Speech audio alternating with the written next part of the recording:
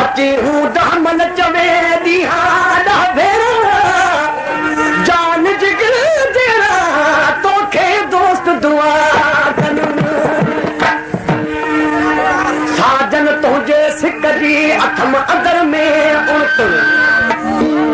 थोड़ा ऐं फेरा कजा था चाक कल चुण चुण हे कर हाल अमल जो अची साजन ता सुन सुन तुझू ॻाल्हियूं ऐं गुण गुण मूंखे दम विसरन की